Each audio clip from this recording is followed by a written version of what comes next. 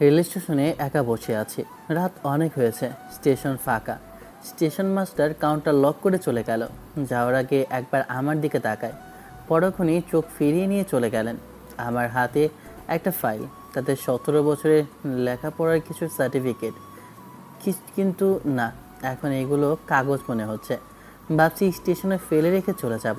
রেখে গেলেও সমস্যা, কোনো সহৃদয় ব্যক্তি কাগজগুলো পেলে ঠিকই আমার বাড়িতে পৌঁছে দিয়ে আসবে। তাহলে এগুলোকে পুড়িয়ে ফেলবো। মনের মধ্যে কতটা ক্ষোভ থাকলে এমন কথা মাথায় আসে। 3 বছর হলো অনার্স শেষ করেছি, এখন পর্যন্ত একটা ভালো চাকরি কপালে জোটেনি। মাহির মনে মনে এই কথাগুলোই ভাবছিল। আপ্রাণ চেষ্টা করেও কিছু করতে পারছিল না সে। আজও একটা চাকরির পরীক্ষা ছিল, সেখানে চাকরিটা উপর থেকে নাকি সেট হয়ে গেছে। তাই মনের কষ্টে স্টেশনে বসে আছে সে। বাড়িতে মা, দুটো বোন আছে, পুরো সংসারের খরচ তাকে চালাতে হয়। মাহি সরাসরি কোনো চাকরি করে না, তবে দিনমজুরের কাজ করে কোনো রকমে সংসার চলছে। প্রতিদিন যে কাজ করে আর আশায় বুক বাঁধে যে কিছু একটা ভালো হবে, কিন্তু দিন শেষে তার আশার খাতায় শূন্য ছাড়া আর কিছুই জোটে না। মা রেহেনা মাঝে মাঝেই প্রশ্ন করে, কিরে খোকা, এত পড়াশোনা করলি চাকরি বাকরি করস না কেন? মাহি শুধু একটা গদবাঁধা উত্তর দেয়, হয়ে যাবে এক সময়। কথাটা বলতে বলতে মাহি নিজেই ক্লান্ত। এখন বাড়িতে যেতেও তার একদম ইচ্ছে করছে না। স্টেশনের পশ্চিমে তাকাতেই দেখলো ঘুটঘুটে অন্ধকার। পূর্বেও ঠিক একই অবস্থা। মনটা চায় এই অসীম অন্ধকারে বিলীন হয়ে যেতে, কিন্তু পরক্ষণেই তার মনে পড়ে যায় একটা পরিবারের কিছু মানুষ তার উপর সম্পূর্ণ নির্ভরশীল। দীর্ঘশ্বাস ছেড়ে সে আবার বেঞ্চে বসে রইল। তার থেকে অনেকটাই দূরে একটা লোক রাতের খাবার খাচ্ছে। লোকটিকে দেখতে পাগলের মতো লাগলেও তার খাবার খাওয়ার ধরন দেখে পাগল মনে হয় না। হয়তো সেও পৃথিবীতে বেঁচে থাকার কঠিন লড়াইয়ে নিজের অস্তিত্ব টিকিয়ে রাখতে অভিনয় করছে। স্টেশন ফাঁকা এখন। এখানে সচরাচর এক্সপ্রেস ট্রেনগুলো থামে না ক্রসিং ছাড়া। লোকাল ট্রেন এখানে নেই। রাত 1টা বাজতে আর দেরি নেই। এবার তাকে উঠতেই হবে, কারণ বাড়িতে তার মা আর বোনেরা তার জন্য দুশ্চিন্তা করছে। মাহির বসা থেকে উঠে দাঁড়ালো এবং নিজের প্যান্টে লেগে থাকা ধুলো ঝেড়ে নিল। ঠিক তখনই দূর থেকে ট্রেনের হুইসেলের শব্দ ভেসে এলো। ট্রেনটি থ্রুপাস করে চলে যাবে, কিন্তু না, ট্রেনটি এসে স্টেশনে থামলো। সামনে কোনো ট্রেনের সাথে ক্রসিং হবে। ট্রেনের জানালা দিয়ে কিছু যাত্রী বাহিরের দিকে তাকিয়ে আছে। মাহিরকেও দেখছে। সে ভাবল কিছুক্ষণ এখানেই থাকবে, ট্রেনটি যাক, তারপর সে বাড়িতে রওনা দেবে। সে এমনিতেও ট্রেন প্রেমী মানুষ। ট্রেনের নেশায় সে সারাক্ষণ বোধ হয়ে থাকে। কিছু সময় পার হওয়ার পর হঠাৎ একটা মেয়ে ব্যাগ হাতে ট্রেন থেকে নামলো। মাহির অবাক হয়ে ভাবে, এই ছোট স্টেশনে তো এই এক্সপ্রেস ট্রেন থামার কথা না, আর যাত্রী নামারও কোনো কারণ নেই। সে কি কাছে গিয়ে জিজ্ঞেস করবে? পরক্ষণেই সে ভাবলো দরকার নেই, হয়তো মেয়েটির কোনো জরুরি কাজ আছে বলেই সে নেমেছে। মেয়েটি ব্যাগ হাতে নিয়ে ধীর পায়ে স্টেশনের একটি বসার জায়গাতে গিয়ে বসলো। তার 1 মিনিট পরই ট্রেন ক্রসিং করলো। থেমে থাকা ট্রেন চলে যায়। যাক, ট্রেন চলে গেছে। এবার মাহিরের বাড়ি যাওয়ার পালা। সে যখনই চলে যাওয়ার জন্য পা বাড়াবে, ঠিক তখনই সেই মেয়েটি তাকে ডেকে উঠল। এই যে শুনুন। মুখে বিরক্তির ছাপ নিয়ে মাহির ঘুরে তাকালো। মেয়েটি তার দিকে এগিয়ে এসে বলল, এখানে আশেপাশে ভালো কোনো হোটেল আছে? আশেপাশে বলতে কিছুই নেই। ভালো হোটেল চাইলে শহরে যেতে হবে। এখান থেকে শহরে যেতে কত মিনিট সময় লাগে আর কিভাবে যাব একটু বলতেন কি? 1 ঘন্টার বেশি সময় লাগবে এবং সিএনজি ছাড়া যাওয়ার কোনো উপায়ও নেই। তাছাড়া এত রাতে এই স্টেশনের আশেপাশে কোনো সিএনজিও পাওয়া যাবে না। মাহিরের কথা শোনার পর মেয়েটি কেমন যেন আমতা আমতা শুরু করলো। মেয়েটিকে দেখে বেশ বনিয়াদি ঘরের মেয়ে মনে হচ্ছে। বয়স খুব বেশি হলে 25-26-এর কোঠায়। মেয়েটির এমন রূপ যে কেউ একবার দেখলে চোখ ফেরাতে পারবে না। আচ্ছা, আমি বোধহয় অনেকবার ভুল করে ফেলেছি। হ্যাঁ, আমি সেটা খেয়ালও করিনি। আপনি এই স্টেশনে নামলেন কেন? কোনো বড় সমস্যা বা কারণ ছাড়া ট্রেন তো এখানে থামার কথা নয়। আমি ট্রেনের শেষ গন্তব্য পর্যন্ত টিকিট কেটেছিলাম, কিন্তু মাঝপথেই আমার মনে হলো কোথাও নামা দরকার। আপনি মনে হচ্ছে কিছু লোক আছেন। সে যাই হোক, সকাল না হওয়া পর্যন্ত এখানেই অপেক্ষা করেন। এরপর যেখানে যাওয়ার কথা সেখানে চলে যাবেন। মাহির চলে আসার জন্য আবারও পা বাড়ালো। তখনই মেয়েটি তাকে আবার ডাকলো। ফিরে তাকাতেই মেয়েটি তাকে দারুণ এক কাহিনী শোনালো। আসলে আমি বাসা থেকে অভিমান করে চলে এসেছি। কেন? কি এমন ঘটলো যে বাসা থেকে চলে আসতে হলো? অনেকদিন হলো বাসার চার দেওয়ালের মধ্যে থাকতে থাকতে হাঁপিয়ে উঠেছি। বাবা খালিদ আর মা মিতা, ভাইয়ার সবাই যার যার কাজে প্রচণ্ড ব্যস্ত। আমি সারাক্ষণ তাদের সাথে কথা বলতে চাইলেও আমার কথা তাদের কান পর্যন্ত পৌঁছায় না। এমন অবহেলায় থাকতে থাকতে আমি ডিপ্রেশনে চলে যাচ্ছিলাম। বন্ধুদের ঘুরতে যাওয়ার কথা বললেও তারা আমাকে ব্যস্ততার দোহাই দেয়। তাই শেষ পর্যন্ত রাগ করে বাসা থেকে একা একাই ঘুরতে বের হয়েছি। সত্যি বলতে আমি শহর বা স্টেশন কিছুই চিনি না। ট্রেনে যে উঠলাম তাও এই প্রথম। আমি ভেবেছিলাম স্টেশনের আশেপাশের হোটেলে পাওয়া যাবে, কিন্তু এখন দেখছি আমি পুরোপুরি ভুল করেছি। হ্যাঁ, আশেপাশে কোনো হোটেল নেই, এই কথা আমি আগেই বলেছি। প্লিজ আপনি আমাকে একটু সাহায্য করবেন? পুরোটা পরিষ্কার করে বলুন তো কী সাহায্য চান? দয়া করে আপনি কি আমাকে একটু সাহায্য করতে পারেন? হ্যাঁ, এখন বুঝতে পেরেছি আপনি সত্যি বিপদে পড়েছেন। যাই হোক, আমি আপনাকে কোনোভাবেই সাহায্য করতে পারছি না। আমি এখন বাড়ি যাচ্ছি। আমিও যাই আপনার সাথে। মাহির মনে মনে ভাবে। মেয়েটির কি মাথা খারাপ হয়েছে? এমন করে কথা বলার মানে কি? মাহির মেজাজ ঠিক রাখতে পারে না, কারণ এমনিতেই তার মনটা ভীষণ খারাপ। সে মেয়েকে বোঝানোর চেষ্টা করে যে স্টেশনই তার জন্য নিরাপদ, কিন্তু ইরা কিছুই বুঝতে চায় না। এ কি, আপনার মাথা খারাপ হয়েছে? আমার সাথে যাবেন মানে? কাল সকালেই আমি চলে যাব। শুধু এখন এই রাতেই কাটানোর জন্য একটু থাকার জায়গার দরকার আমার। হ্যাঁ, স্টেশনেই থাকুন, তারপর সকাল হলে চলে যাবেন। এটা স্টেশন নাকি অন্য কিছু? আমি তো কিছুই বুঝে উঠতে পারছি না। চারপাশটাই দেখে এমনিতেই আমার খুব ভয় লাগছে। স্টেশনটা অনেক পুরনো হয়ে গেছে, তাই সব কিছুতেই ভয় লাগবে, এটাই স্বাভাবিক। ওইদিকে ওটা কি দেখলাম? ওটা কি একটা পাগল না? এই স্টেশনটাই এখন পাগলের বাসা হয়ে গেছে। আপনি এসব কথা বলে আমাকে ভয় দেখাবেন না। আমি আপনার সাথেই যাবো, আপনার বাড়িতেই থাকবো। আপনি কি আমার সাথে হয়তো ভেজাল করতে চান? এমনিতে আমার মনটা খুব খারাপ, তার উপর আপনি এমন সব আবদার করে বিরক্ত করছেন কেন? কেন আমার মন খারাপ আমাকে একটু বলবেন কি? আপনাকে আমি কেন বলবো আমার মন খারাপ কেন? এসব ব্যক্তিগত বিষয়ে জানার প্রয়োজন নেই। আর কথা বাড়ালো না মাহির। মেজাজটা এমনিতেই খিটখিটে হয়ে আছে, তার উপরে অচেনা মেয়েটির পিড়াপিড়ি যেন তার বিরক্তি আরও বাড়িয়ে দিচ্ছে। মাহির হাঁটতে শুরু করে আর ইরাও ওর পিছু পিছু হাঁটতে থাকে। স্টেশনের সীমানা তখনও শেষ হয়নি। মাহির আবার হুট করে তার দিকে ঘুরে দাঁড়ালো, কারণ মেয়েটিকে এখনই আটকানো দরকার। ভালোভাবে বলছি, এটা কিন্তু একদম ঠিক হচ্ছে না। আমার সাথে এইভাবে আসা ঠিক নয়। একটা মেয়ে এত বড় একটা বিপদে পড়েছে, এটা কি আপনি দেখেন না? একজন মানুষ হিসেবে আপনার কি কোনো দায়িত্ব নেই? আপনাকে আশ্রয় দিলে আমি নিজেই বড় বিপদে পড়ব। বাড়িতে মা আছে, তিনি এসব একদম পছন্দ করবে না। কেন? আন্টি কি আমাকে দেখলে বকা দেবেন? হ্যাঁ, আন্টি বকা দেবেন। আর আপনি তো মেয়ে মানুষ, আপনাকে নিয়ে পাড়া পড়শিরা আবার নানা কথা বলবে। আমি বিপদে পড়েছি বলেই আপনার কাছে সাহায্য চাইছি।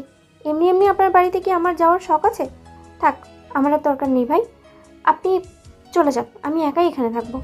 মাহির হন হন করে স্টেশনের সীমানা পার হয়ে কিছুটা এগিয়ে আসে, কিন্তু তার মনে খটকা লাগে। এই স্টেশনটা মোটেও সুবিধার নয়। রাতের বেলা এখানে নানা রকম নেশার আড্ডা বসে। মেয়েটি সত্যিই কোনো বিপদে পড়তে পারে। আবার বাড়িতে নিয়ে গেলে তার মা প্রচুর কথা শোনাবে। কী যে করবে সে কিছুই ভেবে পায় না। ভাবতে ভাবতে সে আবারও স্টেশনের দিকে ফিরে যায়।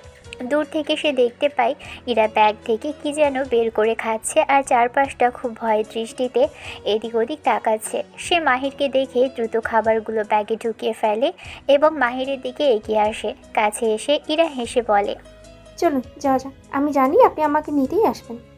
আপনি কিভাবে বুঝলেন যে আমি আপনাকে নিতে আসছি? আমি তো অন্য কোনো কাজেও ফিরে আসতে পারতাম। আরে তাছাড়া কি জন্য আসবেন? আমাকে নিতেই তো এসেছেন, সেটা আমি আগেই বুঝেছি। ইরার সাথে অন্ধকারে মাহির হাঁটতে থাকে। চুপচাপ হাঁটার সময় মাহির মনে মনে ছক কষতে থাকে আর মাকে বাড়িতে গিয়ে কিভাবে কি বলবে, কারণ ইরা নীরবতা ভেঙে বলে উঠল, আপনার বাড়িতে যাচ্ছি তো, আমাদের পরিচয় হওয়াটা দরকার। আমি ইরা। মাহির? মহৎ গুণ তো নেই দেখি। মোটেও না। আপনি খুব গোমরা মুখ মানুষ। এত অল্প সময়ে আমার নামের পাশে এতগুলো বদনাম না দিলেও পারতেন। একটা মেয়ে আপনার পাশে হাঁটছে আর আপনি একটা কথাও বলছেন না। এমন গম্ভীর হয়ে থাকলে গোমরা মুখই তো বলবো, তাই না? হুম। আচ্ছা আপনি কি করেন? কাজের কথা বলুন তো। আমি দিনমজুরের কাজ করি। তাহলে আপনার হাতে এই কাগজগুলো কি? ওটা আমার জমির দলিল। দলিল নিয়ে বাইরে এত রাতে বের হয়েছেন? এমনি একটা কাজ ছিল জরুরি, তাই নিয়ে বের হতে হলো। দলিল বলে জ্বালিয়ে দেওয়া ছাড়া মাহিরের উপায় ছিল না। লেখাপড়া করে সে দিনমজুর কাজ করে, এটা জানলে মেয়েটি হয়তো নাক সিটকাবে। এই ভয়ে সে মিথ্যা বলল। আপনার বাড়িতে আর কে কে আছে? বাড়িতে শুধু মা আর 2 বোন আছে। ও, ভালো। একটা কথা শোনেন, মাকে যা বলার আমি বলবো, আপনি শুধু চুপচাপ থাকবেন, ঠিক আছে? দেখি কি বলেন। আর কত দূর যেতে হবে? এই তো আরেকটু যেতে হবে। কিন্তু এত অন্ধকার কেন? রাতের বেলা দিনের আলো পড়ে না তো, তাই সব অন্ধকার। বাহ, দারুণ কথা বলতে পারেন তবে। বাড়ি যত কাছে যাচ্ছে মাহির তার বুকে ধুকপুকানি ততই বাড়ছে। তাদের বাড়িটা 3টে ঘর, একটা ঘরে 2টো পার্ট করা। একটাতে মাহির থাকে আর একটাতে মা আর 2 বোন থাকে। বাকি 2টো ঘর হলো রান্নাঘর আর গোয়ালঘর। যদিও গোয়ালঘরে এখন আর গরু নেই, ওর বাবা যখন ছিল তখন ওদের গরু ছিল। বাড়ির ঘরের দরজায় এসে মাহির টোকা দিল। মা, দরজাটা একটু খোলো। ওর মা জেগেই ছিল। মাহির ডাকার সাথে সাথে ভিতর থেকে বকা শুরু করলো। এত রাত কেন হলো রে তোর? কেন দেরি হলো বাড়ি ফিরতে? মা, দরজা খুলবে? মিস ইরা, এখন বাইরে খুব অন্ধকার, আপনি এদিকে ঘুরে দাঁড়ান। মা দরজা খুলে দিল। ঘরের ভিতরের হলুদ আলোয় রেখা দরজা দিয়ে বাইরে এলো। আর তখনই তার নজর এলো মাহিরের পাশে দাঁড়ানো এক অচেনা মেয়ের দিকে। কে এটা? মেয়ে? এত রাতে একটা মেয়েকে কোথায় পেলি? আসলে মা, ও স্টেশনে। মাহির কথা শেষ করার আগেই ইরা তাকে থামিয়ে দিল। আরে দূর, আপনি তো ঠিকমতো কথাই বলতে পারেন না। আন্টি, কেমন আছেন আপনি? আলহামদুলিল্লাহ, আমি ভালো আছি, কিন্তু তুমি কে মা? আন্টি, ভিতরে গিয়ে কি সব বলবো নাকি বাইরে দাঁড়িয়েই সব বলবো? না না, বাইরে দাঁড়িয়ে থাকার দরকার নেই, ভিতরে এসো, ভিতরে এসে সব বলো। ইরা দাঁত বের করে মাহিরের দিকে তাকিয়ে হাসলো। মাহির মনে মনে ভাবছে, কি চালাক মেয়ে রে বাবা, সব কিছু কত সহজেই নিজের নিয়ন্ত্রণে নিয়ে নিল। অচেনা এই মেয়েটিকে এভাবে বাড়িতে দেখে মাহিরের 2 বোন একদম অবাক হয়ে হাঁ হয়ে তাকিয়ে আছে। তাদের বড়জন 7ম শ্রেণীতে পড়ে আর ছোটজন 5ম শ্রেণীতে। রেহেনা চৌধুরী ইরাকে ঘরের ভিতর বসার জায়গা করে দেয় এবং ওর কাছে বিস্তারিত ঘটনা শোনে। সব শুনে রেহেনার কপালে চিন্তার ভাঁজ পড়ে, তবে তিনি সেটা ইরাকে বুঝতে দেন না। তিনি মাহিরকে ইশারা করে বাইরে ডেকে নিয়ে আসে। মা, তুমি এমন করে আমার দিকে তাকাচ্ছ কেন? কিছু কি বলবে? মাহির, তুই তো ঘরে মেহমান আনলি, কিন্তু এখন ওদের খেতে দিতে হবে না? মেহমানকে না খাইয়ে রাখা তো অন্যায়। হ্যাঁ মা, কিন্তু ঘরে কি এখন পর্যাপ্ত খাবার আছে? তোর জন্য রাতে খাওয়ার মতো ভাত আর মুরগির তরকারি তুলে রেখেছিলাম, ওটাই এখন ওকে খেতে দিই। বেশ, তো তাহলে দেরি না করে ওকে খেতে দাও, ও নিশ্চয়ই খুব ক্ষুধার্ত। হ্যাঁ, তা তো দেবই, কিন্তু তুই কি করবি? তোর রাতের খাবারের কি হবে? তুমি একদম চিন্তা করো না মা, আমি তো সন্ধ্যায় খেয়েই বাসায় ফিরেছি। রেহেনা মাহিরের চোখের দিকে এক দৃষ্টিতে তাকিয়ে রইলেন। তিনি বুঝতে চাইছেন মাহির সত্যি কথা বলছে কিনা। মাহিরকে বেশ শান্ত দেখালো। মা, তুমি এমন করে আমার দিকে তাকিয়ে আছো কেন? অমন করে তাকানোর কিছুই নেই, যাও ওকে খেতে দাও। আমি সত্যি বলছি, সন্ধ্যায় বাজারে বসে যখন কাজ করছিলাম তখনই খেয়ে নিয়েছিলাম, এখন আমার মোটেও খিদে নেই। তুমি বরং ওকে খাবারটা দিয়ে আসো। মাহির তার কথাগুলো আত্মবিশ্বাসের সাথে বলল, যাতে রেহেনা কোনো সন্দেহ না করে। মাহির জানে বাড়িতে এখন নতুন মেহমান এসেছে আর তাকে আপ্যায়ন করাই এখন তাদের প্রধান কর্তব্য। মাহির কিছুটা স্বস্তি নিয়ে উঠানে দাঁড়িয়ে রইল। তার মা ভিতরে চলে গেলেন ইরাকে রাতের খাবার পরিবেশন করতে। রেহেনা বেগম ভিতরে চলে যান। মাহির বাহিরে দাঁড়িয়ে থাকে। পেটের ভিতর খিদে জ্বালায় মোচড় দিয়ে ওঠে, কিন্তু উপায় নেই, মিথ্যাটা বলতে হলো তার।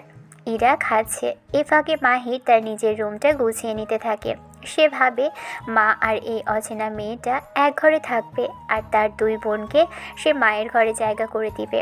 আর মাহির থাকবে গোয়াল ঘরের এক পাশে, সেখানে একটা খাট পাতা আছে। মাহিরের সব পরিকল্পনা যেন নিমেষেই ওলটপালট হয়ে যায় যখন সে শুনতে পায় ইরার কান্নার শব্দ।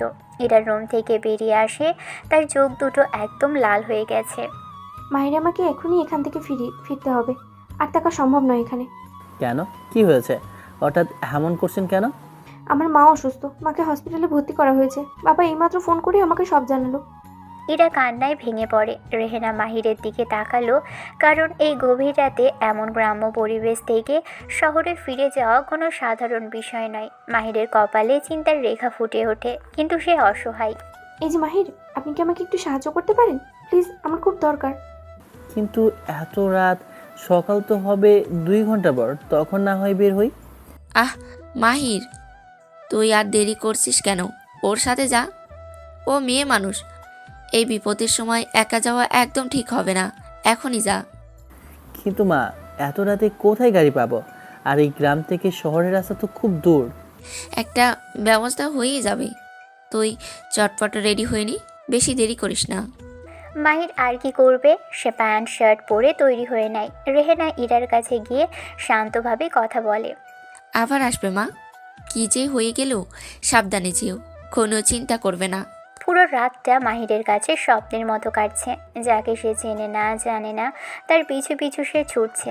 অথচ এই সময়ে মাহিরের গভীর ঘুমে আচ্ছন্ন থাকার কথা। মাহির লক্ষ্য করে ইরা চোখের পানি থামছে না। মেয়েটা ভীষণ আবেগী। ওরা দুজন বের হয়ে পড়ে।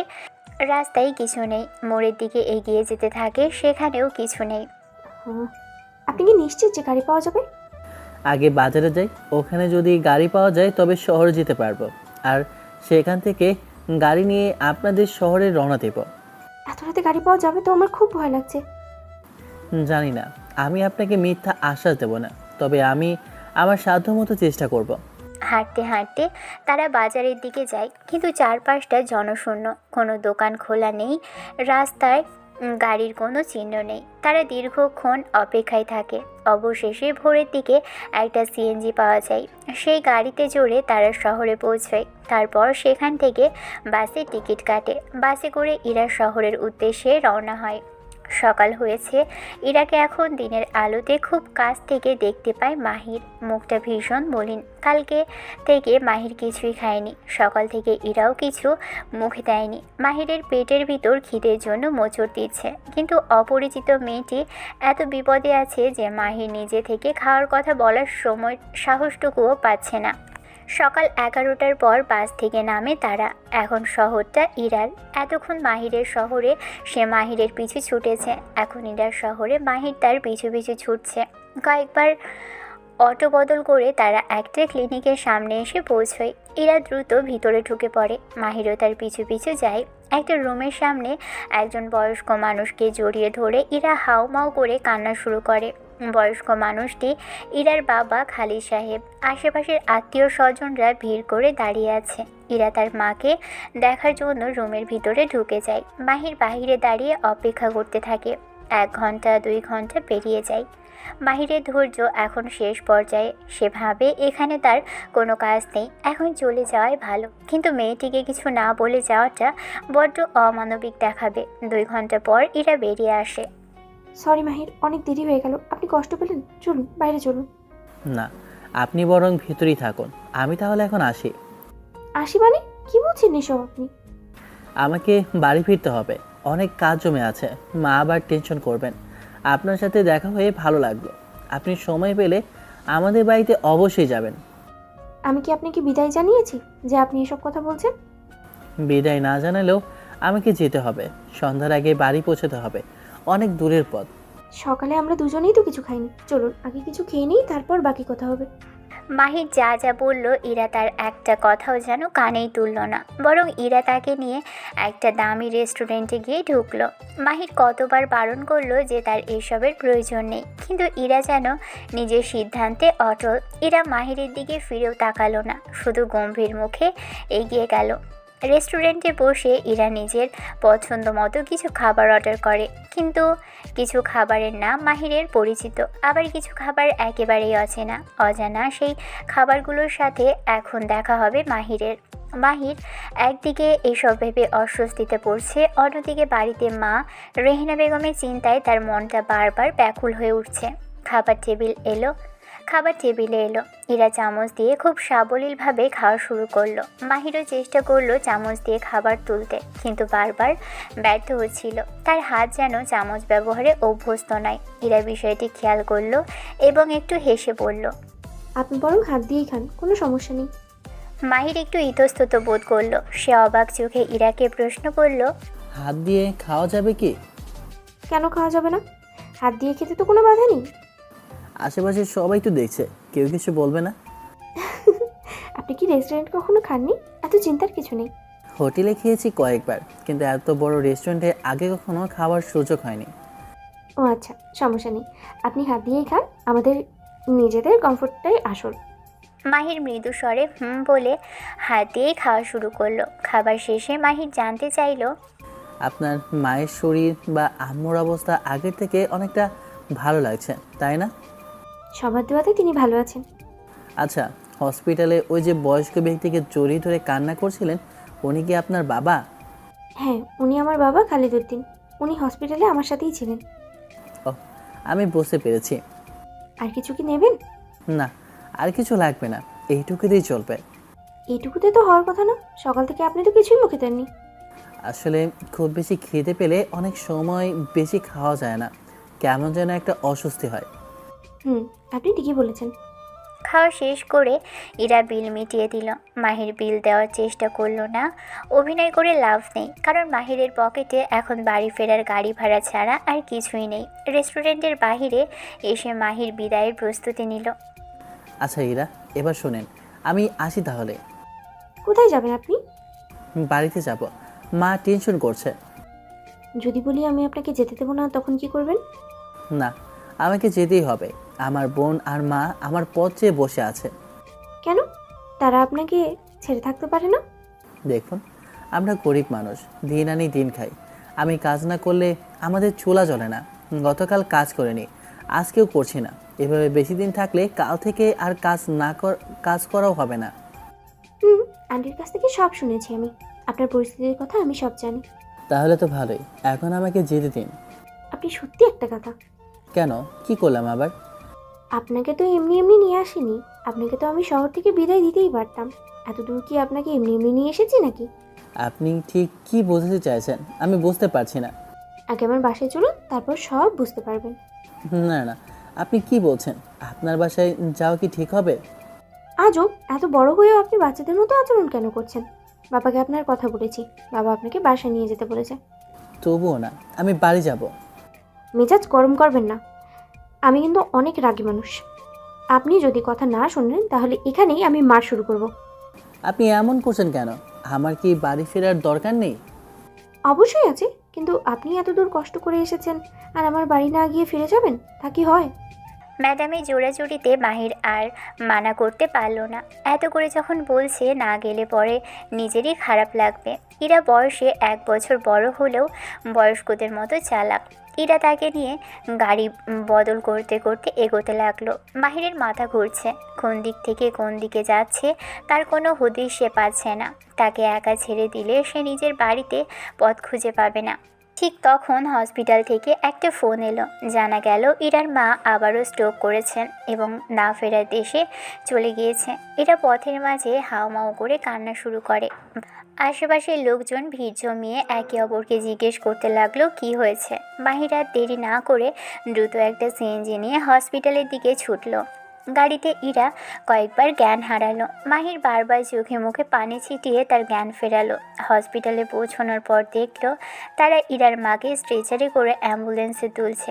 ইরা কাঁদতে কাঁদতে তার বাবার কাছে দৌড়ে গেল। পৃথিবী থেকে সবচেয়ে কাছের মানুষটা এত দ্রুত বিদায় নেওয়ার তার কান্নায় শেষ নেই। মাহি সবার থেকে একটু দূরে দাঁড়িয়ে আছে। ইরার আত্মীয় স্বজনরা মাহিরের দিকে আর চোখে তাকাচ্ছে। কেউ একজন কাছে এসে জিজ্ঞেস করলো মাহিরকে। মাহির শুধু বলেছিল সে ইরার বন্ধু। মাহিরের বয়স এবং ইরার সাথে তার বন্ধুত্বের বিষয়টি আত্মীয় স্বজনরা মেলাতে পারছে না দেখে তারা ভ্রু কুঁচকে তাকাচ্ছে। ইরাদের আত্মীয়রা ইরার মাকে বাসায় নিয়ে গেল। মাহি সেখান থেকে আর বাড়ি ফিরল না।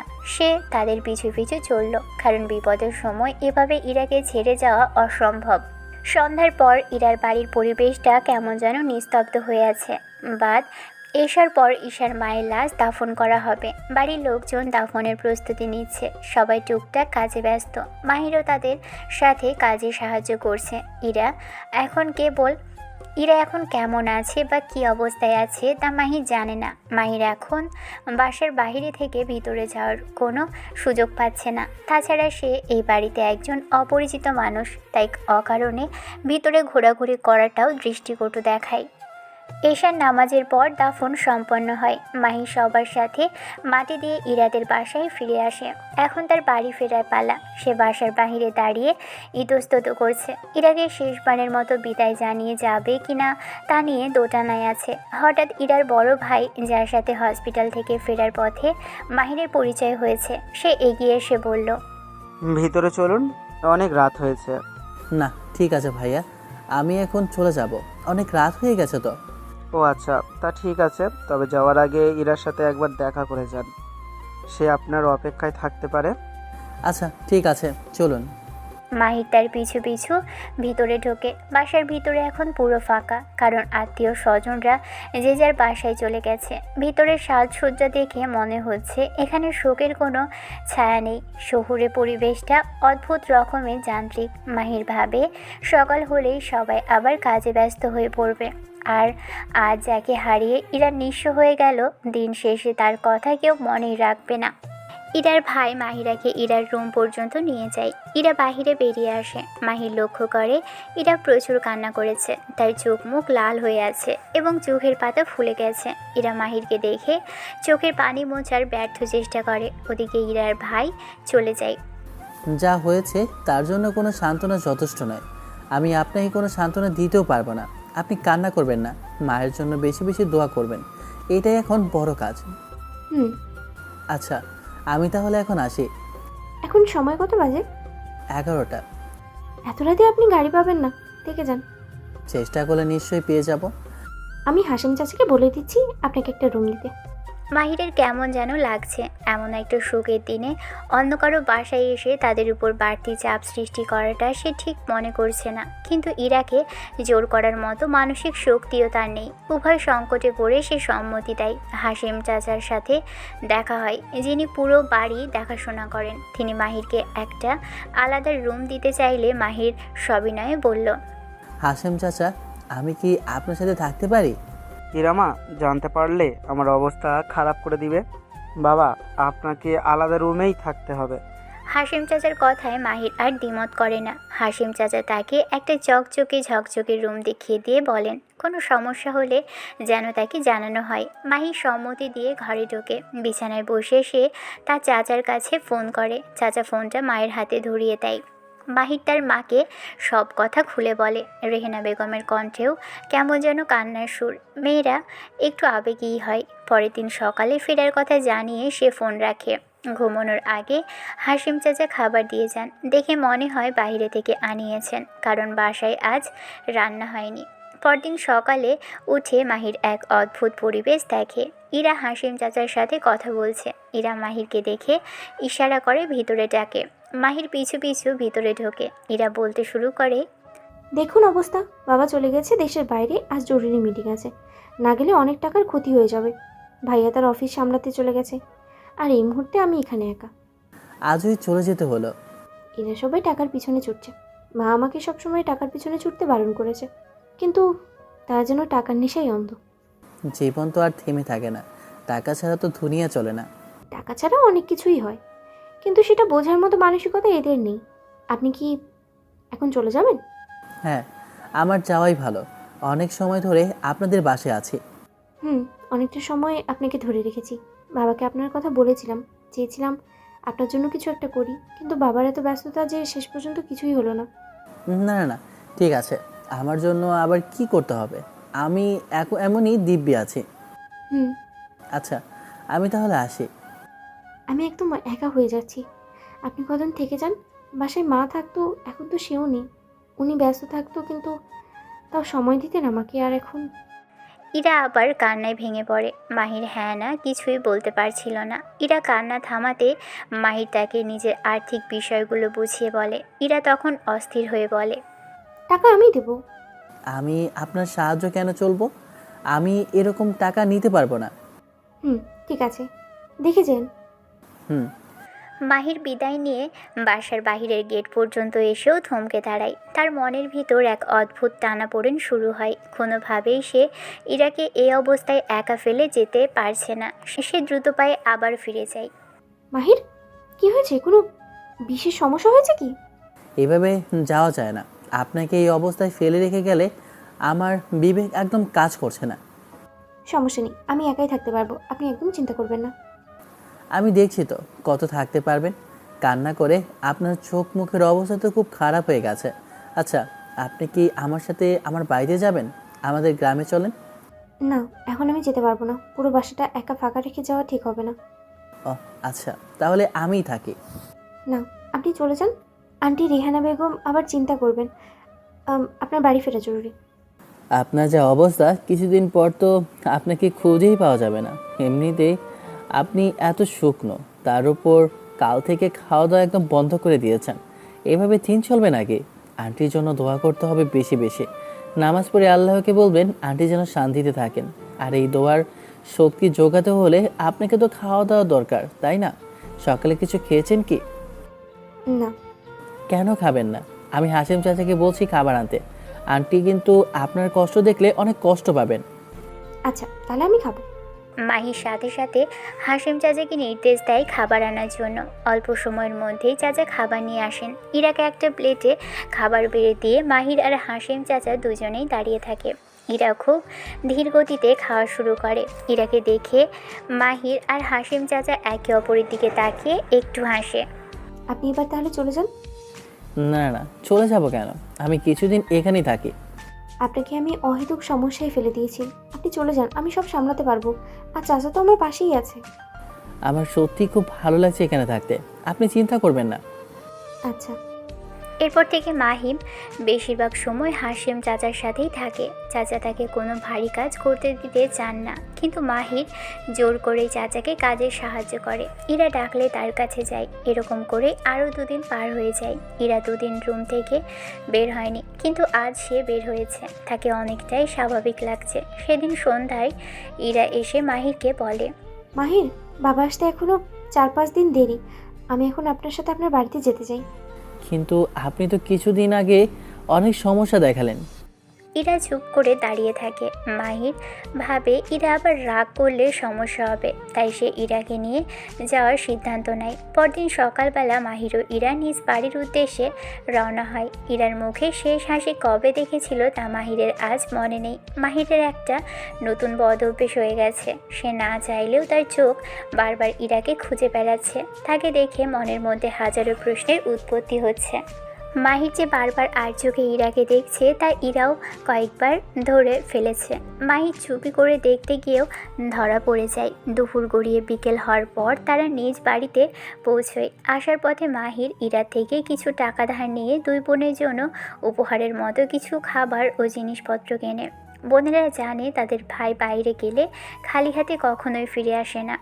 মাহির ও ইরা বাড়িতে ঢুকতে রেহেনা বেগম ইরাকে দেখে কান্নায় ভেঙে পড়ে। ইরার অবস্থাও খারাপ। সেও মাহিরের মায়ের বুকে মুখ লুকিয়ে কাঁদতে থাকে। কান্না দেখে পাশের বাড়ি থেকে মাহিরের চাচি ছুটে আসে। তিনি মাহিরকে দেখে নানান প্রশ্ন করে। কোথায় ছিল, কি হয়েছিল সব জানতে চান। কান্নার পর্ব শেষে মাহিরের কাজের ব্যস্ততা শুরু হয়। মেহমান এসেছে, বাজার করতে হবে। চাচির কাছ থেকে কিছু টাকা ধার নিয়ে মাহির বাজারে যায়। কিছু তাজা মাছ আর তরি তরকারি কিনে বাড়ি ফেরে।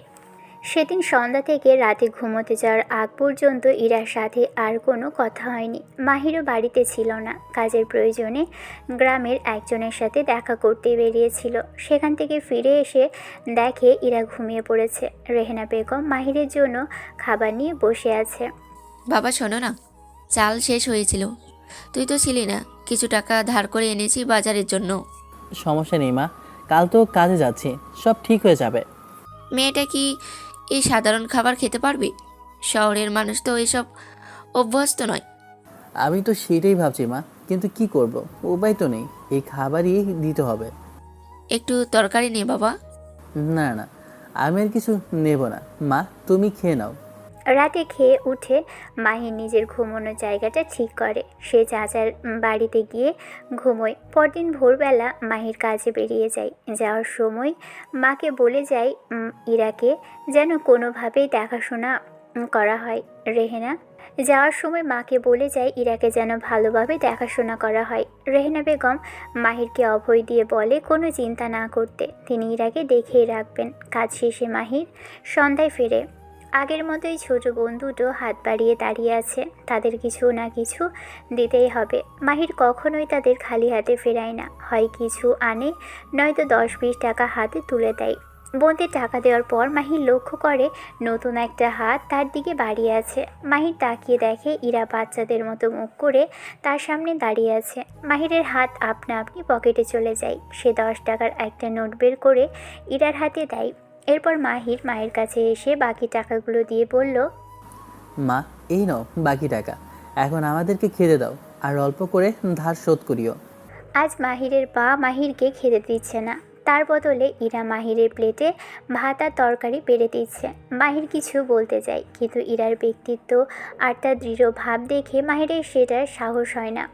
মাহির মনে মনে ধরেই নেয় মা হয়তো কোনো কাজে ব্যস্ত, তাই ইরা কাজটা করে দিচ্ছে। বোন দুটোরও দেখা নেই, তারা কোথায় গেছে তার কোনো হদিশ মাহির পাচ্ছে না। মাহির হাত ধুয়ে খেতে বসার মুহূর্তেই হঠাৎ কিছু একটা জ্বলার মতো অনুভব করে। ওহ, মনে পড়েছে, তার হাতটা তো কেটে গেছে, যা সে একেবারেই ভুলে গিয়েছিল। হাতের কাটার পরিমাণ খুব একটা বেশি নয় বলে কোথাও ব্যান্ডেজ বাঁধা হয়নি, কিন্তু ব্যথাটা বেশ তীব্র। এই অবস্থায় হাত দিয়ে খাওয়া মাহিরের জন্য অসম্ভব হয়ে দাঁড়িয়েছে। আপনি খাচ্ছেন না কেন? প্লেট তো সামনেই আছে। আসলে আমার একটা সমস্যা হয়েছে ইরা। কি সমস্যা? পরিষ্কার করে বলুন। মাকে একবার ডাকুন, মাকে বলতে হবে। মা তো কাজে ব্যস্ত আছে, আমাকেই বলুন কি এমন হয়েছে। আমার হাতটা একটু কেটে গেছে, তাই ভাত খেতে পারছি না। চামচ দিয়ে তো আমি খেতে পারি না। কই দেখি কোথায় কেটেছে, হাতটা বাড়িয়ে দিন। ইরা মাহিরের হাতটা টেনে নেয়। ইরার হাত দুটো তুলোর মতো নরম, সেই তুলনায় মাহিরের হাতগুলো যেন পাথরের মতো শক্ত আর খসখসে। ইরা মাহিরের হাতের ক্ষতটা দেখে বিচলিত হয়ে পড়ে। অনেক কেটেছে তো, ঠিক আছে আমি আপনাকে খাইয়ে দিচ্ছি। না না, মানে চুপ, বেশি কথা বলবেন না। ইরা মাহিরের কাছে এসে বসলো এবং নিজের হাতে প্লেটটা তুলে নিল। মাহির অবাক হয়ে হাঁ করে তাকিয়ে আছে, করার মতো কিছুই নেই তার। লজ্জায় মানাও করতে পারছে না। ইরা নিজের হাতের প্রথম গ্লাস মাহিরের মুখে তুলে দেয়। মাহির অনেকটা জবুথবু হয়ে সব মেনে নেয়। আপনার হাত কেটে গেছে, এটা আমাকে বললেন না কেন? এভাবে আড়াল করে রাখার তো কোনো মানে হয় না। আসলে ঘটনাটা আমার মনেই ছিল না, একদম ভুলে গিয়েছিলাম। কেমন মন আপনার, সব কিছু ভুলে যান? আসলে আমার মনটা খুব ভুলো মনা। কিন্তু কথা তো আপনি ঠিকই পটপট করে বলতে পারেন, তখন তো বলার কোনো লক্ষণ দেখি না। আপনি ঠিকই ধরেছেন।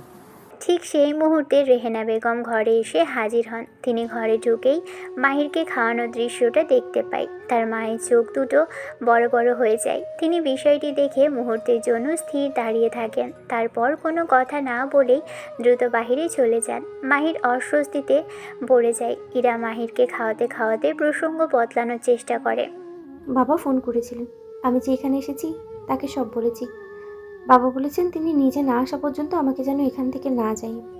তাহলে কি আপনি এতদিন এখানে থাকবেন? ও, আমি বুঝতে পেরেছি, আপনাদের হয়তো কষ্ট হচ্ছে, সরি, আমি ঠিক বুঝে উঠতে পারিনি। আরে, আমি তো সেই কথা একবারও বলিনি, আপনি ভুল বুঝছেন। বলতে হবে না, আমি সব বুঝে গেছি।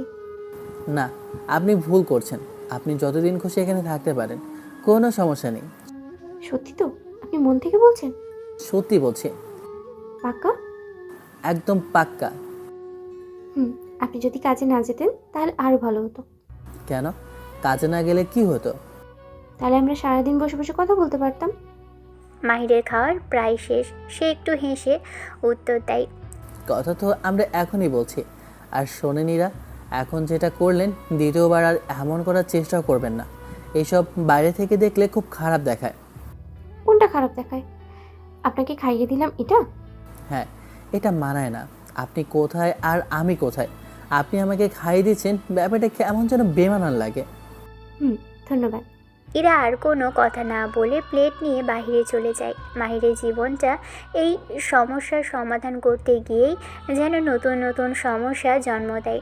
ইরা রুম থেকে বের হওয়ার সাথে সাথেই রেহনা বেগম আবারও রুমে ঢোকেন। তিনি মাহিরের দিকে তাকিয়ে মিটিমিটি হাসছেন। মা, তুমি এভাবে হাসছো কেন? এমনি, কোনো কারণ নেই। তোর পেট কি ভরেছে? হ্যাঁ, ভরেছে। মাহি জানে মা কেন হাসছেন, কিন্তু সে বিষয়টিকে এড়িয়ে যায়। মাহির ঘর থেকে বেরিয়ে দেখে উঠোনে ইরা নেই। সে নিশ্চিত হয়ে যায় ইরা তার নিজের রুমেই আছে। মাহির রুমের কাছে গিয়ে দরজার নক করে ভিতরে ঢোকে। ইরা বিছানার একপাশে বসে একটা বই পড়ছে। মাহির ভিতরে ঢোকা মাত্রই ইরা তার দিকে একবার তাকিয়ে আবারও বইয়ে মন দেয়। মাহির তার কাছে গিয়ে বসলো। এই রুমে আপনি কেন এসেছেন? এটা আমার রুম ইরা। না, এটা আমার। আন্টি আমাকে লিখে দিয়েছেন, তাই এখন থেকে এখানে আমিই থাকবো। আমি চাই না অন্য এলাকার মানুষ আমার এলাকায় আসুক। সরি, আমার ভুল হয়েছে। সরি, আর বলতে হবে না। আচ্ছা ইরা, আপনি যতক্ষণ খাইয়ে দিবেন আমি ততক্ষণ খাবো। ইরা ভ্রু কুঁচকে মাহিরের দিকে তাকালো। তারপর মাহির বলল, এইভাবে তাকিয়ে আছেন কেন? এক প্লেট ভাত নিয়ে আসেন, আমি আপনাকে খাইয়ে দেবো। না না, তাহলে আমার পেট ফেটে যাবে। ফাটু, আমার তাতে কি? আমিই খাওয়াবো, কারণ আপনি আমাকে রাগিয়েছেন। সরি, আমি আর এমনটা বলবো না। ঠিক আছে, পরের বার যেন এমনটা না হয়। এখন আপনি ঘুমান, আমি যাই। কোথায় যাচ্ছেন আপনি? আপনি ঘুমান, সকালে তো আপনাকে কাজে যেতে হবে। তাহলে আমাকে সময় কে দেবে? এখানে আসার পর থেকে তো আপনি আমার দিকে ফিরেও তাকাচ্ছেন না। আপনি কি বলছেন এসব? আমি আপনার জন্য তো এখানে এসেছি। আপনি কি আমাকে একটু সময় দেবেন না? সময় তো দিতেই হবে, তাই না? দেব। তাহলে বিছানায় এসে বসুন, আপনার 2 হাত আমার দিকে বাড়িয়ে দিন। কেন? কি করবেন আমার হাত দিয়ে? দিতে বলেছি তাই দিন। মাহির বাধ্য হয়ে তার 2 হাত ইরার দিকে বাড়িয়ে দিল। ইরা নিজের হাত দিয়ে মাহিরের হাত দুটো বুলিয়ে পরীক্ষা করতে লাগলো। এপিট ওপিট করে দেখে সে অবাক হয়ে বলল, আপনার হাতে তো শক্ত কেন? সব জায়গায় এমন শক্ত হয়ে আছে কেন? আপনি খুব কষ্টের কাজ করেন মাহির। হ্যাঁ, একটু একটু কষ্ট তো করতেই হয়। এই কাজগুলো কি বাদ দেওয়া যায় না? বাদ দিলে খাবো কি? অন্য কোনো কাজ করবেন। ভালো কাজ পাওয়া তো এত সহজ নয়। আমি আগামীকালকেই চলে যাব। কেন ইরা, এমন হঠাৎ চলে যাচ্ছেন কেন? না, আপনি এত কষ্ট করে টাকা আনবেন আর আমি বসে বসে খাবো, এটা আমার একদম সইবে না। কাজ করতে গেলে কম বেশি সবাইকেই তো কষ্ট করতে হয়। তাই বলে এমন কষ্ট? আমি এই হাতগুলো আমার গালে ছোঁয়াবো কি করে? সমস্যা নেই তো, আপনি অমনি ছোঁয়া। এই ইরা, আপনি কি বলেন এটা? মাহির অবাক হয়ে তাকিয়ে থাকে ইরার দিকে। ইরা সাথে সাথে বলে, ঠিকই তো বলেছি। কাজ থেকে এসে এই হাতে যদি আমার গাল ধরেন তো আমার খারাপ লাগবে। আমার তুলতুলে টাইপের হাত লাগবে। আ- আমি কেন? পরে বলবো, আপনার সাথে অনেক কথা আছে। চলেন বাইরে গিয়ে বলি। ইরা মাহিরের সাথে বাহিরে আসে। তার পায়ে পা মিলিয়ে দুজনে মাহিরদের বাড়ির সামনে রাস্তায় হাঁটতে থাকে। রাতের নরম বাতাস গায়ে লাগছে। রাস্তায় তেমন কেউ নেই। ইরার মুখে একটা গম্ভীর ভাব। মাহির যে সেটা বুঝতে পারে, কিন্তু কিছু বলে না। কিছুটা হাঁটার পর ইরা মুখ খোলে। আমাকে এখানে সারা জীবনের জন্য থাকার একটা ব্যবস্থা করে দিন। শহর ছেড়ে এখানে থাকার ইচ্ছা হলো যে? শহর বলে কথা না। আমি শহরের কার কাছে কোথায় থাকবো? অত বড় বাড়িতে যদি মানুষ না থাকে তো আমি একা কি করব সেখানে? 4 দেয়ালের মাঝে একা বসে থাকাটা কোনো জীবন না। ও আচ্ছা, আমি একটা বুদ্ধি দিই। বলেন। আপনি বিয়ে করে নিন, তাহলে একটা নতুন পরিবার পাবেন, একা থাকতে হবে না। সেটা পরামর্শের জন্যই আপনাকে ডেকেছি। হুম। তো আপনি কি রাজি? মাহির একটু থমকে যায়। সে ইরার দিকে তাকায়, তারপর চোখ সরিয়ে নেয়। আমি কেন? আপনাকে আমার পছন্দ। বয়স আর পারিবারিক অবস্থান মিলবে না, আকাশ পাতাল তফাৎ। আমার তো পরিবার নেই, সমস্যা হওয়ার কথা না। নেই, তবুও আছে।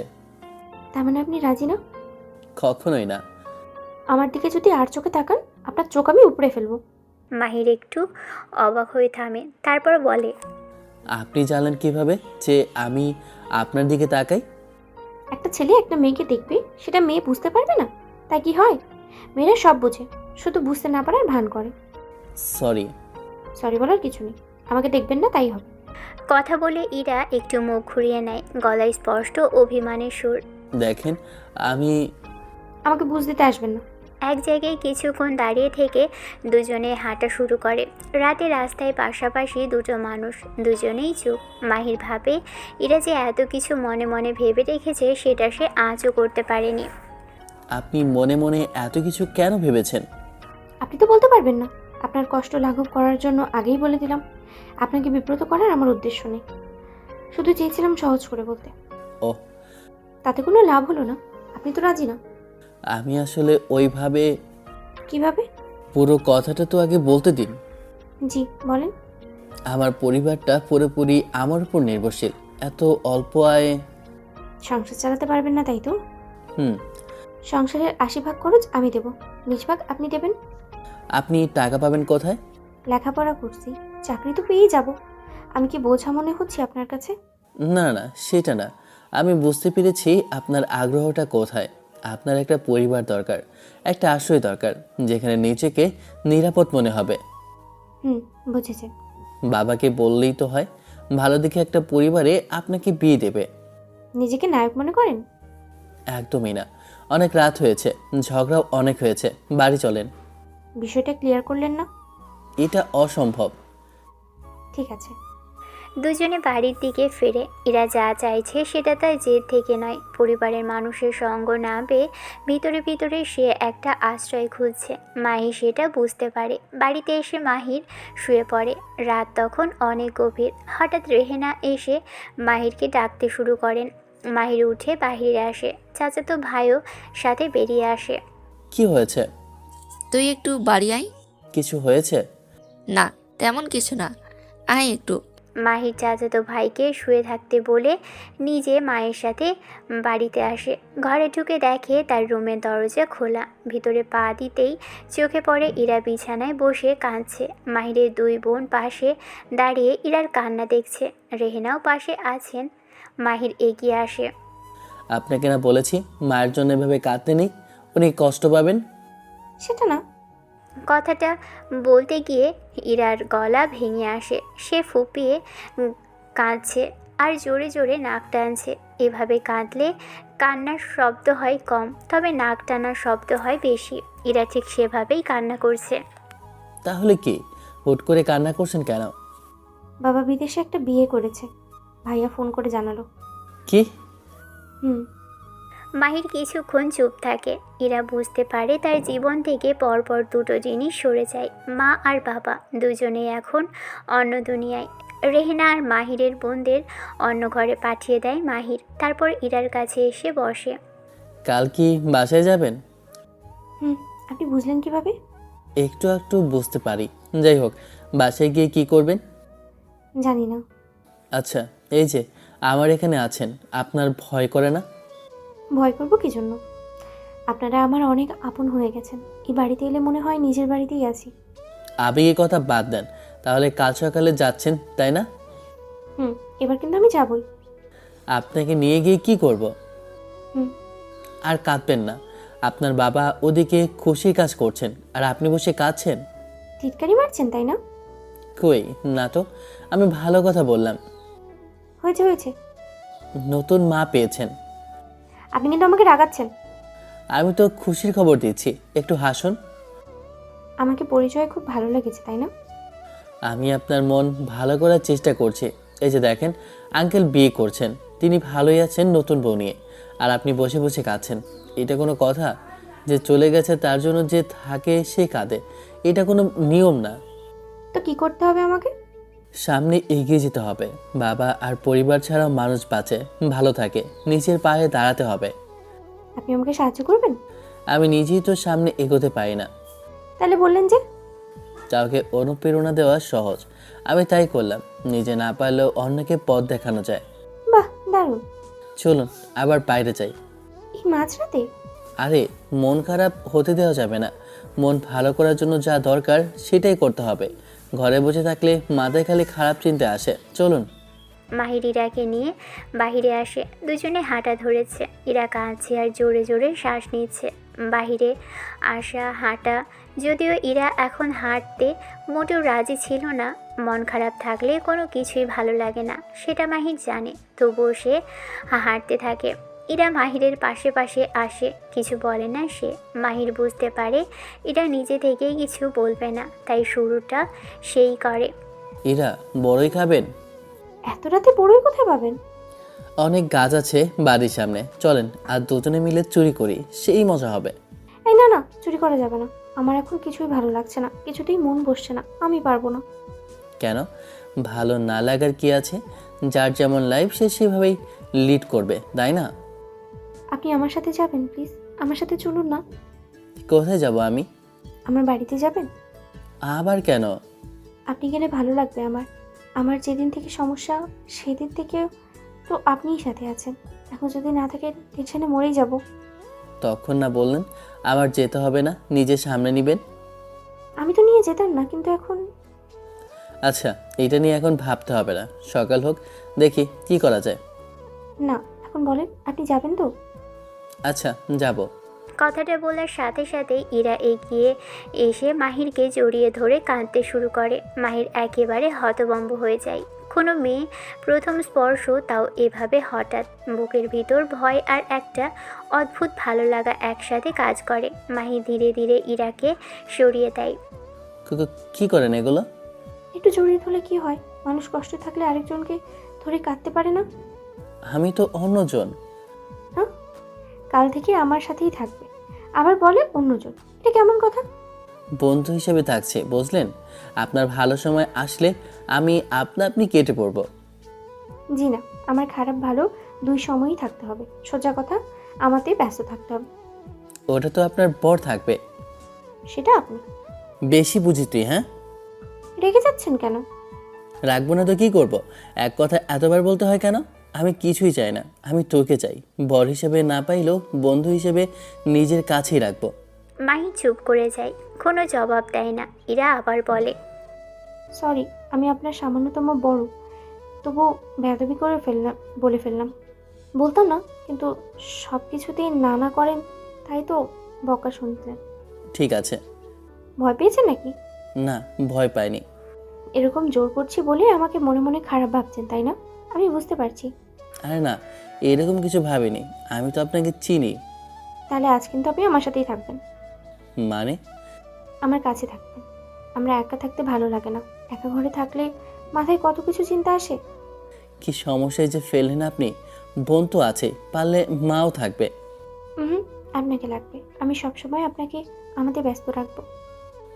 কেন? বুঝেও না বোঝার ভান করেন কেন? আর এখন মন একটু ভালো হয়েছে, চলুন। ঠিক আছে, চলুন।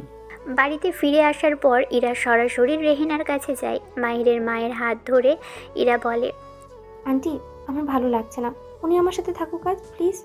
মাহির জানতো এরকম কিছু একটা হবেই। সে মায়ের দিকে তাকায়, রেহেনাও মাহিরের দিকে তাকায়। প্লিজ আন্টি, ওরে বলুন না থাকতে। হ্যাঁ মাহির, তুই তাহলে ওর কাছে থাক, মেয়েটা ভয় পাচ্ছে। মা, তুমি ওর কাছে থাকো।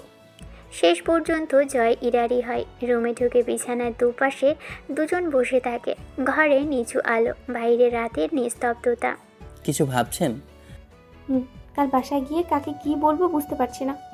আঙ্কেল তো দেশের বাইরে, এখন বাসায় গিয়ে কি করবেন? তবুও যেতে হবে, আর তিনি দুদিন পরেই ফিরবেন। যদি তার বউ নিয়ে আসে তো আমি ওই বাসায় আর থাকবো না। তো কোথায় যাবেন? আপনার কাছে থাকবো।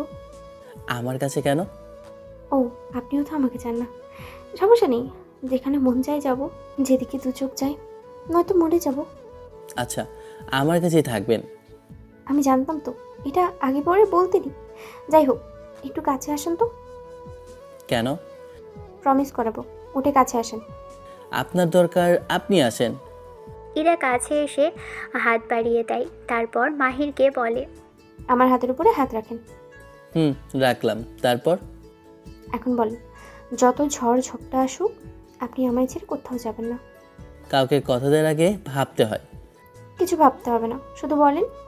মাহির চুপ করে থাকে। কি করবে সে? ইরার মুখের দিকে তাকিয়ে থাকে। ইরা তখন বলে, সেদিন স্টেশনে আপনার সাথে যদি দেখা না হতো, জানি না আজ আমি কোথায় থাকতাম।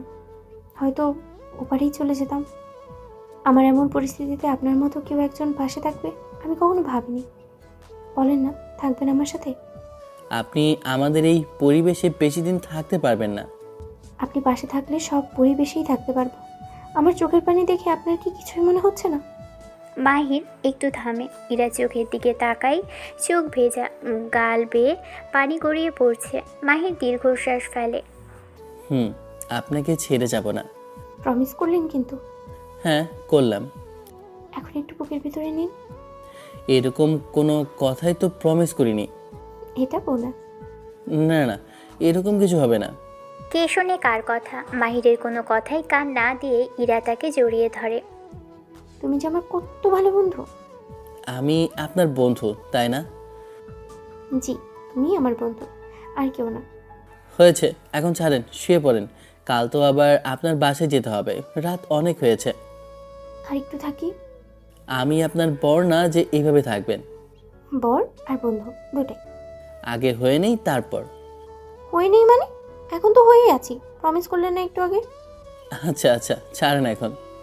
হুম। ইরা মাহিরের থেকে হাত ছাড়িয়ে নিয়ে বিছানায় শুয়ে পড়ে। আমি এখানেই আছি, চোখ বন্ধ করে ঘুমিয়ে যান। হুম, খুব ঘুম পাচ্ছে।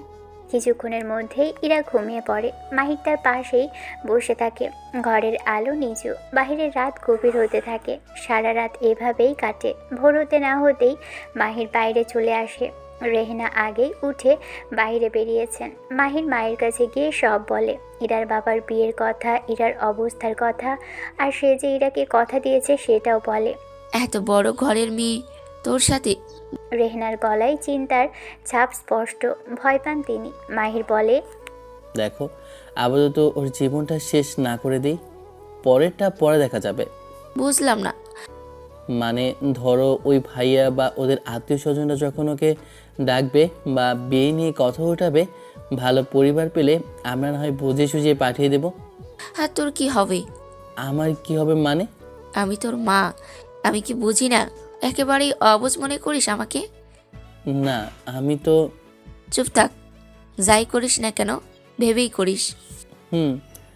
মাহির আবার রুমে ফেরে। ঢুকতেই দেখে ইরা মাত্র উঠেছে। মাহিরকে দেখে হুড়মুড় করে ওড়নাটা ঠিক করে নেয়।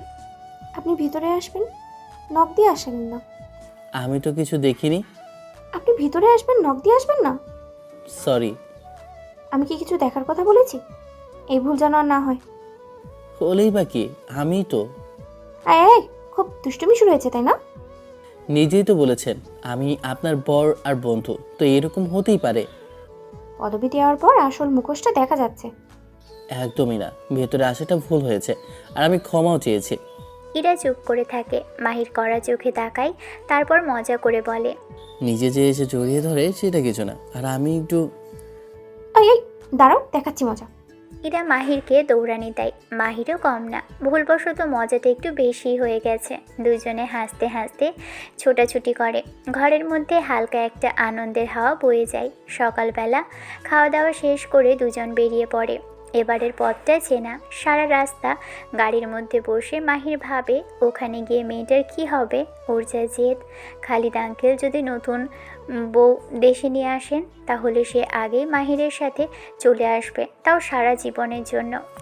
মেয়েটার পুরো দায়িত্বটা নিয়ে ফেলেছে মাহির। সে যদি ইরাকে নিজের কাছে না রাখে কী যে করে ফেলবে। আর মেয়েটাও কত অল্প সময়ে তার সাথে মিশে গেছে, মাহিরদের সবার সাথেও। মাহির মনে মনে স্বীকার করে, এতদিন মেয়েটাকে শুধু পছন্দ করত, এখন থেকে ভালোবাসা শুরু। সে আর কিছু না ভেবে শুধু তার ইরাকেই ব্যস্ত থাকবে। ধুলোবালির শহরে প্রবেশ করতে মাহিরের মনটা খারাপ হয়ে যায়। একে তো প্রথমবার এসে ইরার মায়ের লাশ দেখতে হয়েছে, এবার না জানি কি দেখতে হয়। বাসায় পৌঁছে হাশেম চাচার সাথে দেখা হয়। তিনি মাহিরকে দেখে এগিয়ে এসে কথা বলতে শুরু করেন। ইরা তার সাথে দু একটা কথা বলে বাসার ভিতর চলে যায়। মাহির হাশেম চাচাকে খালিদ আঙ্কেলের ব্যাপারে জিজ্ঞেস করে। চাচাও বিষয়টা জানেন। আরও শোনা যায় যে তিনি নতুন বউ নিয়ে দেশে আসছেন। মাহিরের বুকটা একটু ভারী হয়ে আসে। চাচার সাথে আর কথা না বাড়িয়ে মাহির বাসার ভিতরে যায়। ইরা জিজ্ঞেস করে কিছু খাবে কিনা। বাইরে খাবার কিন্তু খাবো না।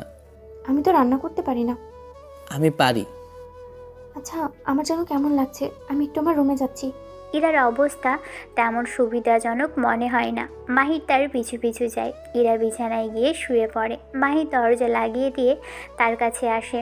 খুব খারাপ লাগছে। হুম, মাথা ঘোরাচ্ছে, চোখ মেলে তাকাতেও পারছি না। তাহলে তো মাথায় পানি ঢালতে হবে। দাঁড়ান, আমি পানি নিয়ে আসি। মাহির ইরাকে শোয়া অবস্থায় রেখে হাসিম চাচার কাছে গিয়ে এক বালতি পানি চায়। চাচা জানান ইরার রুমের ওয়াশরুমেই পানি আছে। মাহির আবারও রুমে ফিরে ওয়াশরুম খুঁজে বের করে, সেখান থেকে পানি নিয়ে এসে ইরার মাথায় ঢালতে থাকে। কিছুক্ষণ পর ইরা বলে আর দরকার নেই, ক্ষুধা পেয়েছে তার। মাহির হাসিম চাচাকে দিয়ে খাবার আনায়, ইরাকে খাওয়ায়, সাথে নিজেও খেয়ে নেয়। দুপুরের পর থেকে একটু ঘুমিয়ে বিকেলে ঘুম ভাঙে ইরার। মাহির এতক্ষণ তার রুমের পাশে বসে থাকে। ঘুম থেকে উঠে মাহিরকে দেখে ইরা। আপনি ঘুমাননি? আমি দিনে ঘুমাই না, অভ্যাস নেই। আর ধন্যবাদ এত কিছু করার জন্য। কি করলাম? এই যে আমাকে একটু সাহায্য করলেন, পাশে থাকলেন, এটা কি কম কিছু? আমার কিন্তু খুব রাগ হচ্ছে। রাগের কথা শুনে ইরা বালিশটা নিয়ে বিছানায় হেলান দিয়ে বসে, মুখে মিটিমিটি হাসি। কেন রাগ হচ্ছে? আমি তো এইসব ভালোবেসেই করেছি। সেই জন্যই তো ধন্যবাদ দিলাম। আবার ধন্যবাদ দিলেন কেমন যেন ছোট মনে হয়। মনে হয় পর মানুষ হয়ে আপনার সেবা করছি। তাই? হ্যাঁ, ধন্যবাদ আর সরি এই দুটো শব্দ অপরিচিত মানুষের জন্য। আপনি আমাকে এভাবে ধন্যবাদ দেবেন না। ওকে ওকে, তাহলে আর দেবো না। আচ্ছা চলুন আমরা বাইরে ঘুরে আসি। দরকার নেই, আজ যাওয়া যাবে না। আপনার শরীর খারাপ। আমি এখন ঠিক আছি তো। খারাপ হতে কতক্ষণ? এই একটু আগেও মাথা ঘোরা ছিল, এত তাড়াতাড়ি ভুলে গেলেন? এত ভাবেন কেন আমার জন্য? ভালোবাসতে শুরু করেছি। বাহ, দারুণ কাজ করেছেন আপনি। প্রমোশন লাগবে আপনার? দিলে তো ভালোই হয়। তাহলে ছাদে? চলুন। মাহির ইরার সাথে ধীর পায়ে তাদের বাসার ছাদে উঠে আসে। বাসাটা বেশ বড় হয়, চারিদিকে অনেক দূর পর্যন্ত দেখা যায়। বাসার কেয়ারটেকার ছাদের বাগানের পরিচর্যা বেশ ভালোই করেছে। রঙিন ফুলের গাছ, সবুজ পাতার শাড়ি পুরো ছাদটাকে একটা আলাদা সৌন্দর্য দিয়ে রেখেছে। চলুন বাগানটা দেখি, অনেকদিন হলো আসি না। আগে কি প্রতিদিন আসতেন? আমার বাসা, আমি তো সবসময় আসতাম। মা থাকতে প্রায় প্রতিদিনই এখানে বসে গল্প করতাম দুজনে। ও, তাই তো। কেমন লাগছে? দারুণ, সত্যিই সুন্দর। আমি, বাবা, ভাইয়া আর মা চারজনে মিলে এটার উদ্যোগ নিয়েছিলাম। এখন দেখেন দিন দিন এটার সৌন্দর্য বৃদ্ধি পাচ্ছে, আর আমাদের পরিবারের সৌন্দর্য হ্রাস পাচ্ছে। এক সময় ঠিকই বৃদ্ধি পাবে, সব কিছু ঠিক হয়ে যায় একটা সময়ে। সেটা হয়তো অন্যরকম ভাবে। যাই হোক, চলুন বসে কথা বলি। ছাদে রাখা একটা বেঞ্চে দুজন বসে। ইরা মাহির থেকে কিছুটা দূরত্ব রেখে বসে, মুখ খানিকটা নিচু করা। আপনাকে একটা কথা বলি? বলেন। রাগ করবেন না তো? কি যে বলেন, রাগ কেন করব? আপনি বলেন। এখন যে অবস্থায় কাজ করছেন, চিরদিন এভাবে থাকা যাবে না। বোনদের ভালো জায়গায় বিয়ে দিতে হলে ভালো কিছু করতে হবে। এভাবে গ্রামে থেকে আপনি কি করবেন? একটু ভাবুন নিজের ভবিষ্যৎ নিয়ে। হুম এখন যদি না ভাবেন তো আর সময় কোথায় বলেন? সময় চলে গেলে পিছনে ফেরা যায় না। বুঝলাম সবই, কিন্তু কোনো কিন্তু নেই। আপনি ওদের জন্য হলেও ভালো কিছু একটা করুন। নিজের জন্য না হোক, বোনদের জন্য ভাবুন। দেখি কি করতে পারি। আমিও তো চেষ্টা করেছি, কিন্তু কোনো কাজই হয়নি। আর পুরো কথা বলার আগেই ইরার ফোন বেজে ওঠে। সে হাতের ইশারায় মাহিরকে চুপ করতে বলে। মাহির কথা বন্ধ করে। বাবা কল করেছে। কথা বলুন। বলবো? হ্যাঁ, কেন বলবেন না? কথা বলুন, দ্রুত ধরুন। ইরা মাহিরের কথাতে ফোনটা রিসিভ করে। ওপাশ থেকে ইরার বাবা খালিদ বলে, হ্যালো। কোথায় তুমি? বাসায়। ও, বন্ধুর বাসা থেকে কবে ফিরেছো? আজই। গুড। আমি আজ দেশে ফিরছি। 2 দিন আগেই। তোমার সাথে কথা আছে তাই। ও। আমি রাতেই পৌঁছে যাব। হুম। ইরা ফোন রেখে মাহিরের দিকে তাকায়, তারপর বলে, বাবা আসছে। ও, তাহলে তো ভালোই। না, ভালো নয়। কেন? হয়তো একা আসছে, আর তাই যদি আসে তাহলে আমাকে নিয়ে যাবে। নিয়ে যাবে? আপনাকে একটা কথা বলাই হয়নি। ভাইয়া আমাকে কল করে অনেক কিছু জানিয়েছে। বাবা যদি একা আসে তাহলে আমাকে একেবারে বিদেশে নিয়ে যাবে, আর দেশে আসা হবে না। ও, এই কথা? এটা তো ভালোই। মুখে বললেও মাহিরের বুকের ভিতরটা কেমন একটা মোচড় দিয়ে ওঠে। এখানে আসার আগে মনে মনে ঠিক করেছিল ইরাকে ভালোবাসতে শুরু করবে, আর এখন শুনছে এক হৃদয় ভাঙা কাহিনী। ভালো কিভাবে হয়? আমি তার নতুন বইয়ের সামনে যেতে পারবো না। তাহলে বাবাকে বললেন যে আলাদা থাকার ব্যবস্থা করে দিতে। দেখি উনি আগে আসুক। ইরা চুপ হয়ে যায়, মাহিরও চুপ, কিন্তু মাহিরের মনের ভিতর অনেক প্রশ্ন ঘুরপাক খাচ্ছে। ইরা বলেছিল যে মাহির ব্যস্ত থাকবে, তার কাছেই থাকবে, তাহলে এখন এই মনের অবস্থা কেন? নাকি সব কিছুই আবেগের মুহূর্তের কথা ছিল? কিছুই বুঝে উঠতে পারে না মাহির। তার জানা মতে ইরা তাকে অনেক ভালোবাসে, কিন্তু এখন তার ভাবমূর্তি দেখে মনে হচ্ছে ভালোবাসার ভটুকুও মাহিরের জন্য নেই। আচ্ছা, খালিদ আঙ্কেল আসুক, দেখা যাক কি বলেন। কিছু কথাবার্তার পর দুজনে বাসার ভিতরে চলে আসে। খালিদ আসছেন তাই ইরা আগেভাগেই কিছু খাবার আনিয়ে রাখে। রাত তখন 8টা। মাহির ইরার রুমে বসে আছে। সে টিভিতে কার্টুন দেখছে। ঘরে একটা নিস্তব্ধ পরিবেশ, টিভির আওয়াজ ছাড়া তেমন কিছুই নেই। মাহির মনে মনে ভাবছে ইরাকে কিছু বলবে, কিন্তু সাহস পাচ্ছে না। বারবার তার দিকে তাকাচ্ছে, আবার চোখ সরিয়ে নিচ্ছে। শেষে মুখ ফুটে বলেই ফেলে, আপনি যে বলেছিলেন আমাকে ছেড়ে যাবেন না। ইরা একটু নড়ে চড়ে বসে, মাহিরের দিকে এগিয়ে আসে। কিছু বললেন? রাতের খাওয়াটা। না না, এটা বলেনি। আপনি কি যেন ছেড়ে... ও হ্যাঁ, বুঝতে পেরেছি। ইরা মন ভার করে, কিছুক্ষণ চুপ থাকার পর বলে, আমি যদি আপনাকে রেখে চলে যাই, কষ্ট হবে আপনার? আরে না, কি যে বলেন, কষ্ট হবে কেন? বাবার কাছে থাকবেন, সেটাই তো ভালো।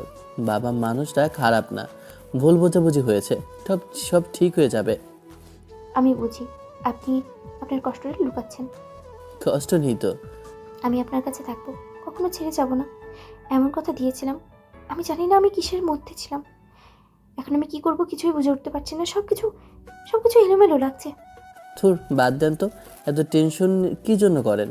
খালিদ আঙ্কেল আসছেন, হাসি খুশি থাকেন, আপনি টিভি দেখেন, আমি হাসিম চাচার কাছে গিয়ে গল্প করি। আচ্ছা। মাহির ইরার রুম থেকে বাইরে আসে। হাঁটতে হাঁটতে ভাবে হঠাৎ পরিবর্তনটা কেমন যেন ভালো লাগছে না তার। ইরা তার কাছে থাকতে চেয়েছিল, কারণ তখন তার স্বাভাবিক জীবন ছিল না। হয়তো তার ভাই বা বাবা তাকে কিছু বুঝিয়েছে যা সে মাহিরকে বলেনি। ধুর, এত কিছু ভাবছে কেন সে? ইরা গেলে যাবে, হঠাৎ করে এসেছিল, হঠাৎ করেই চলে যাবে। আর কি না কি ভাবছে এগুলো। সে যদি মাহিরের কাছে থেকেও যায়, তার ভরণ পোষণ করা কি চারটিখানি কথা? এত বড় ঘরের মেয়ে। কিন্তু পরক্ষণেই মাহির ভাবে, যত বড় ঘরের মেয়েই হোক না কেন, ভালো তো বেশেই ফেলেছে, সেটার কি হবে? এখন ভাবতে ভাবতে হাসাম চাচার কাছে এসে বসে। ভাবনাগুলো একপাশে সরিয়ে রেখে চাচার সাথে আড্ডায় মন দেয়। রাত তখন 11টা। একটু আগেই খালিদ বাসায় পৌঁছন। মাহির তার সামনে দাঁড়িয়ে আছে, পাশে হাসিম চাচাও। ইরা তার বাবার পাশে বসে আছে। ঘরে একটা ভারী নিস্তব্ধতা। খালিদ কথা শুরু করেন, আমি যা করেছি সে কাজে হয়তো সবাই আমাকে খারাপ বলবে, এমনকি আমার ছেলে মেয়ে আমাকে ভুল বুঝবে, কিন্তু আমি খারাপ কাজের আড়ালে আসলে ভালো কিছুই করেছি। সেটা হলো আমি যাকে বিয়ে করছি সে আত্মহত্যা করে মরতে যাচ্ছিল। সে বাঙালি মেয়ে, বিদেশে এক খারাপ লোকের চক্করে পড়েছিল। কোনো এক কারণে সে আত্মহত্যা করতে চায়, সে চেষ্টাও করেছিল, কিন্তু আমি তাকে বাঁচিয়ে নেই। তার মুখ থেকে সব শুনে একটা প্রাণ বাঁচানোর জন্য আমি তাকে বিয়ের প্রস্তাব করি, জোরও করে। আমার মাথা তখন ঠিক ছিল না, কি করেছি সেটা আমি নিজেও তখন বুঝতে পারিনি। যাই হোক, উনি এখন আমার কাছেই আছেন। তুমি চলো আমার সাথে। আমি যেতে চাইছি না। তুমি রাগ করে থেকো না, বাবা হিসাবে তোমাকে যতটুকু আদর্শ করার কথা আমি তা করতে পারিনি। আমি চাইছি না তুমি আর আমার থেকে দূরে থাকো, তুমি কাছে থাকলে সব ঠিক হয়ে যাবে।